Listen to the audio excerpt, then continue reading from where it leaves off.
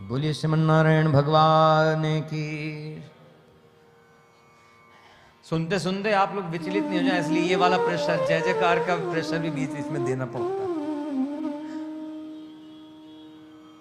तो वायु रेव सुदुष्करम, मन को वश में करना वायु को वश में करने के समान कठिन है। इसलिए हे प्रभु आप तो हमें छोड़िए। अर्जुन घबरा करके भगवान से निवेदन की कहा। भगवान ने समाधान किया, कहा अर्जुन ऐसे नहीं,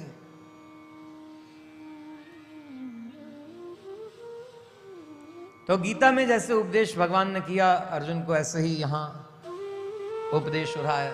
ऋषिजन इकट्ठे हुए यज्ञ करने के लिए। तो यज्ञ मतलब यजन करना है। उस यजन में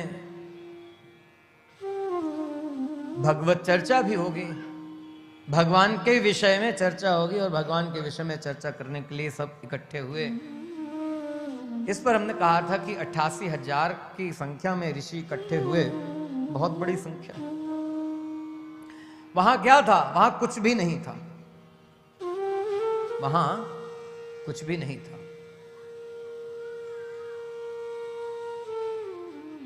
जंगल है, जंगल में इकट्ठे हुए। सूत जी पधार गए उसी समय।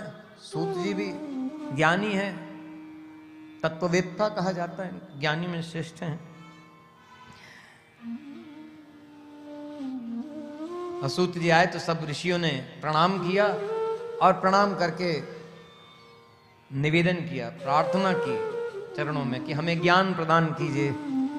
अज्ञान ध्वांत विध्वंस कोटि सूर्य समप्रभ सूताख्या हि कथा सारम मम कर्ण रसायनम। भक्ति ज्ञान विरागाप्तो विवेको वर्धते महान। माया मोह निरासश्च वैष्णवै क्रियते कथम। इह घोरे कलौ प्रायो जीवश्चासुरतां गतः। क्लेशाक्रान्तस्य तस्यैव शोधने किं परायणम्। जीवात्माओं की स्थिति कैसी हो रही है उसको कहा। इह घोरे कलौ प्रायो जीवश्चासुरतां गतः। आसुरी वृत्ति वाले हो रहे हैं जीवात्मा। अब असुर शरीर में हो या ना हो, मनुष्य शरीर में हो तो भी असुरों के समान आचरण हो रहा है ना। थोड़ी थोड़ी सी बातों में हम लोगों को क्रोध आ जाता है, थोड़ी थोड़ी सी बातों में हम लोगों को ईर्ष्या हो जाती है, थोड़ी थोड़ी सी बातों में द्वेष करने लग जाते हैं। काम, क्रोध, लोभ, मोह, मद, मात्सर्य, ईर्ष्या, द्वेष, दंभ, पाखंड,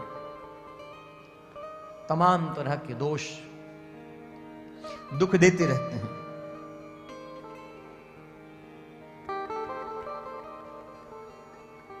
तो क्लेश क्या है? सबसे बड़ा क्लेश क्या है? सबसे बड़ा कष्ट क्या है जीवात्मा को? यह संसार की व्यवस्थाओं में ही लगा हुआ है।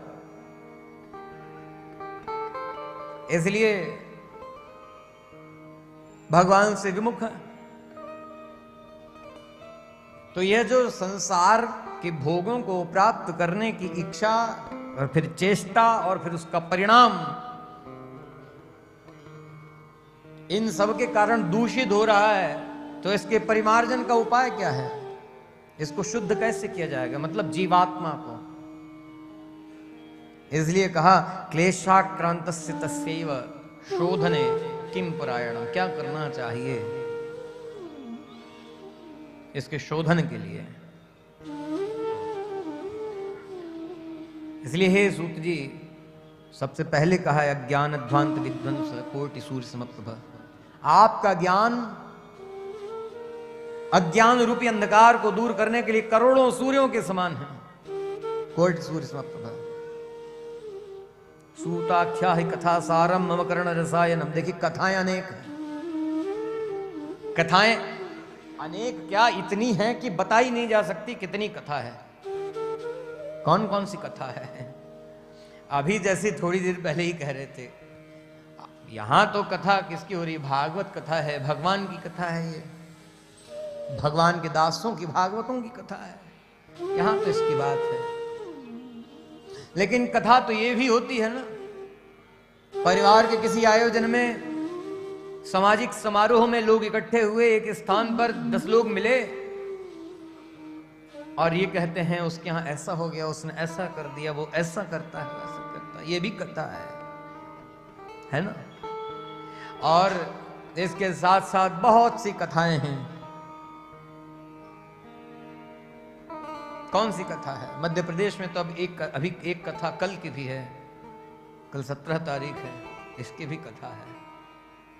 मतलब कल मतदान करना है, जरूर जाइएगा। मतदान करने के लिए कथा श्रवण करने आइएगा। पहले मतदान कीजिएगा, फिर कथा दान किया जाएगा। श्रीमन नारायण भगवान की जय।